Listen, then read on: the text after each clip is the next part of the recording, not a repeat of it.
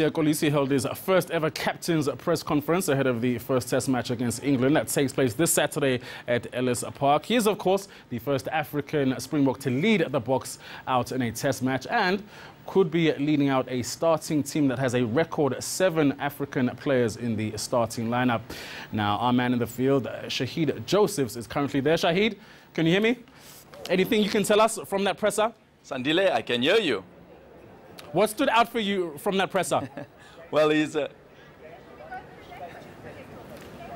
quite confident. He was quite confident, you know, joking with the reporters as well. And he seems ready. He doesn't seem like someone that's under pressure being the first black captain, that it's his first test as captain. There's none of that. In fact, he dismissed talks that, you know, that it's such a massive thing that we're making of it. So, yeah, quite confident, quite cheerful as well. Well, I think it's only the media that are making a big deal to the rugby players. He's obviously captained the Stormers the whole season. He's been in leadership roles his whole life. It's not going to be a big deal to him. But more importantly, what sort of game plan are we looking at, especially after the loss to Wales? Well, there's lots of talk about our wingers, if they can get the ball to them, getting through that England defence. They're also expecting, on the defensive side, they're expecting aerial balls from the English side. Earlier this week, I was at the Springbok rugby practice, and we saw them practicing and catching high balls. That would be Apiwe Diante, Lucanio Am, Vali Leroux as well. He was in the mix with that. But our loose trio, it's an exciting squad, an exciting loose trio at least. And I can see us going forward, you know, with every opportunity that we get. And just in terms of the intangible factors, you know, small things like body language, what have you picked up in this Springbok camp from both coach and players? Say that again, Sandila. I just lost signal with you. I was just saying in terms of the smaller, finer details, in terms of body language, demeanor, what sort of things have you picked up from this Springbok camp in terms of the players and the coach? Are they under pressure? Are they feeling the pressure? No, not at all. When you speak, when I've spoken to Rassi about it, and they don't seem like people that are under pressure. They know that the expectation is there to win. There's an expectation for them to play well as well, to play good attacking rugby. The game against Wales in Washington last week wasn't a good advert for Springbok rugby or even for Welsh rugby. So I expect, or fans can expect them to come out and wanting to do not just their best, but to put on a performance that will keep them coming back to the stadiums. And in terms of team selection, you've seen Vali Leroux selected ahead of a form fullback like Warwick Gelant. What did the Bok camp and Bok management have to say about those sort of selections, especially in light of transformation issues? Well, Rassi spoke about if Elton comes on, then Andre Pollard could even move to the center position. And with Warwick Gelant also on the bench, we know that would be a straight swap for Vali Leroux.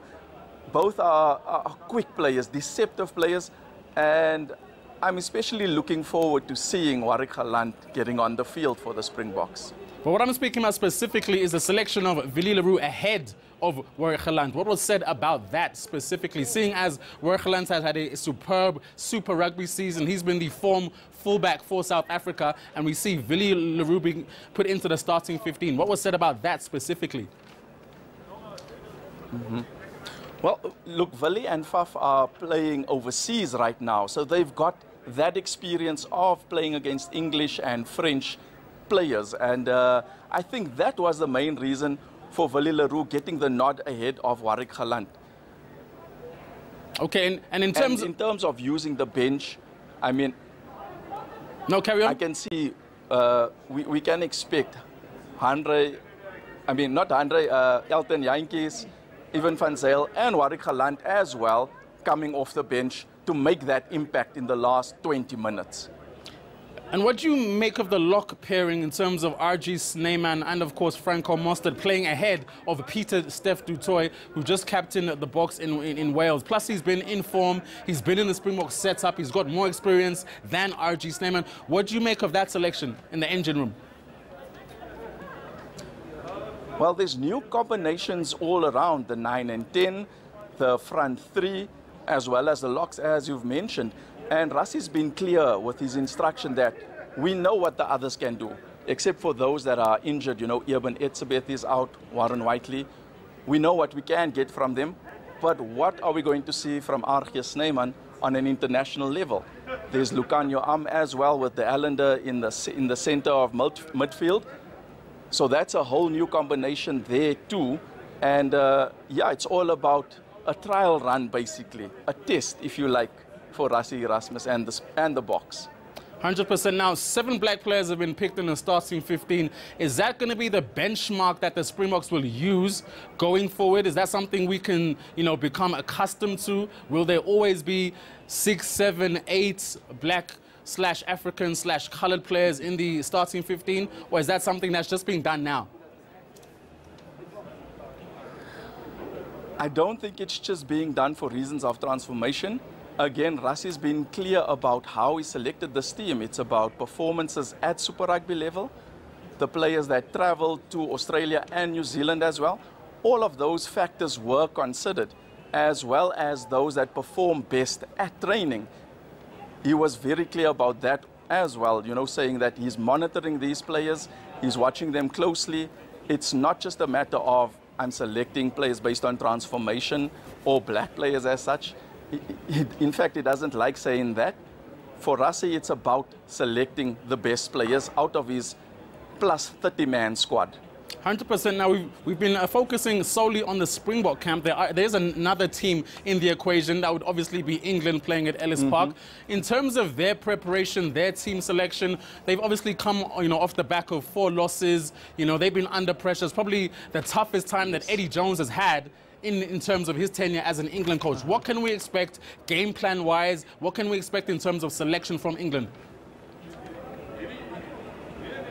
Well, England will be a desperate side to get a win under their belt. And this could be their best chance against a Springbok team that has fewer than 300 caps. So, I mean, it's a relatively inexperienced team. So I think the England team also with them staying down in Durban, I'm not sure what their thinking was behind that, traveling up a day before. They're in Johannesburg right now. So but we all know about Eddie Jones. Eddie Jones with Japan, them beating the Springboks a few years ago. He's a wily coach and a astute coach. And the experienced players, well, let's see how they fare against our inexperienced, hungry players. 100% Shahied, that's where we're going to have to leave it. Time is always against us. That was, of course, Shahied Joseph, our man in the field, speaking about the upcoming test. Would be actually tomorrow between South Africa and England. It takes place at Ellis Park right here in Johannesburg, roughly 5 o'clock local time. Let's move